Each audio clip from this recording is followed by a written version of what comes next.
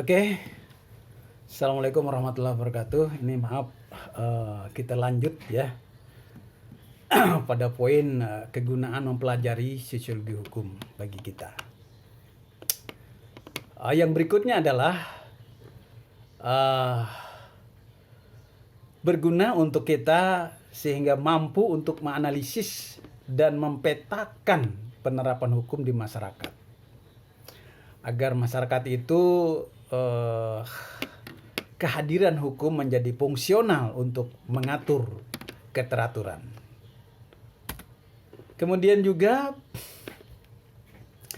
mampu merekonstruksikan dan atau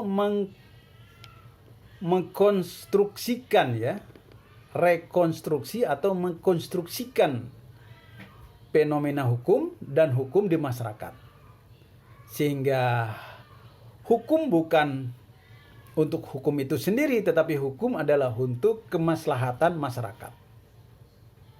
Sudah teratur, belum begitu teratur, diteraturkan lagi, direkonstruksi.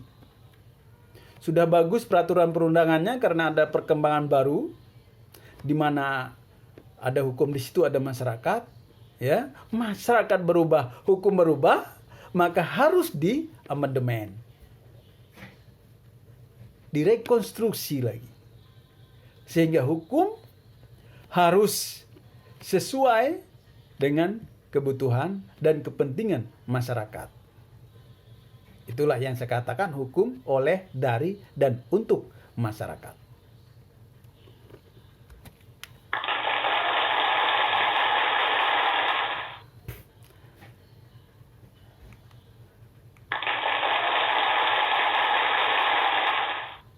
Mungkin di sisi lain bisa juga kegunaan sosiologi hukum ini bisa memberikan kemampuan untuk memahami hukum dalam konteks sosial. Bukan teks ya, bukan teks, tapi konteks sosial.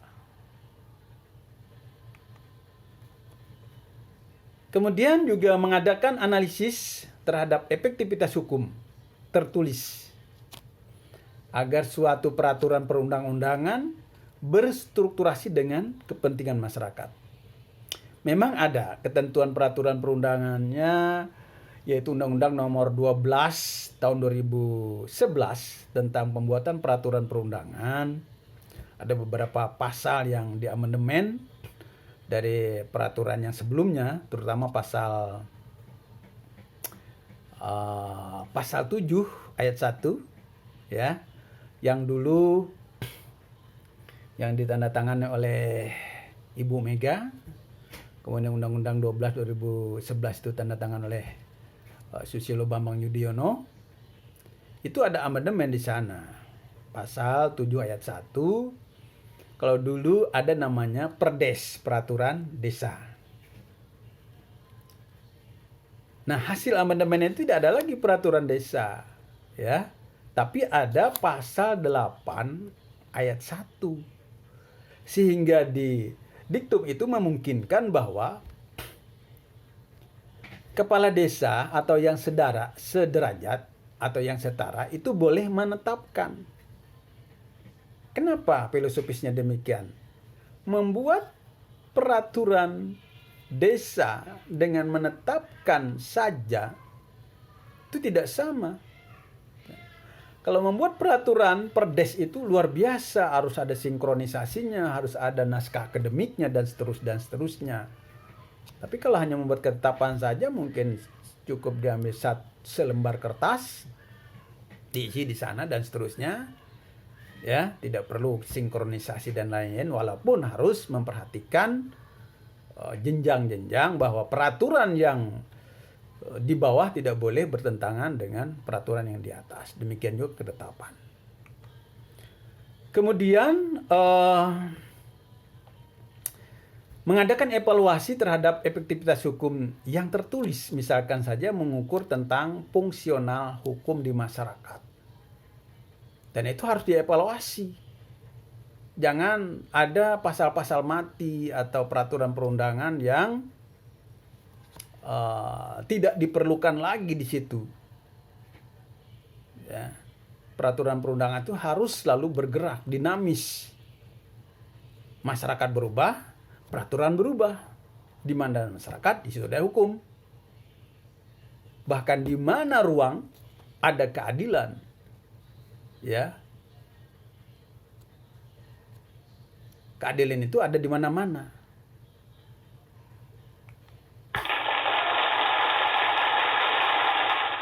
Kemudian juga masalah yang disoroti oleh sosiologi hukum. Pertama adalah pengorganisasian sosial hukum yang objeknya atau sasarannya antara lain proses pembuatan peraturan perundangan yang saya katakan tadi. Ada beberapa teori pembuatan peraturan perundangan itu.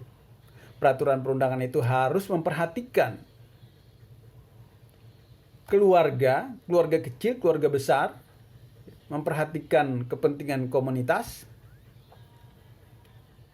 memperhatikan kepentingan kelompok, memperhatikan kepentingan society atau masyarakat yang lebih besar. Maka dari kepentingan yang terkecil tadi sampai kepentingan apa yang dikatakan society, ditariklah benang merahnya. Kepentingan itulah yang akan distrukturasikan, yang akan